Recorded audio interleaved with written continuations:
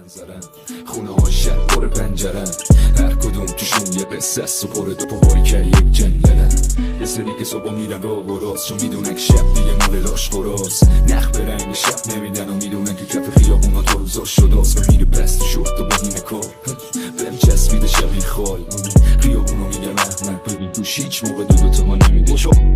بزرگی نگی بد این نه خیلی ترینی که تو جوری پا میگیری میری به علفای رنگی تر.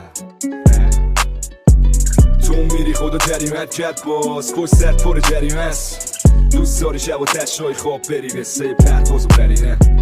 تیک تاک و شبابت این نباد روز باز میشه تعطیل سکلاش بنچر شدی علی مثل کم باد بایستادی روی ترقب تنها ایدئال سر میده باد بد تو بال نصفیه مثل کیفیت توی دیر این سخت میشه باز بهتر که بگم من از اینه معلومه تش سخت پول و تخت هر روز و شب سک تو شهر زندگی اینه از دید جمع پر بشه چپ توف بشه کم گرد میخوره که گرد بشه کم. آمادم برای له کردن قولام زیر پام آمادم برای خواب ناب آمادم برای غرق شدن تو آب آمادم بگم همه چی تموم یه حسی نظرم و برش میگردون اخمم و کمش میکرد. آمادم برای برش تو کم قول میدم قول میشکنم منم اونم که موندش عقب همونم که دورش زدن اون بازنده که بردیش منم.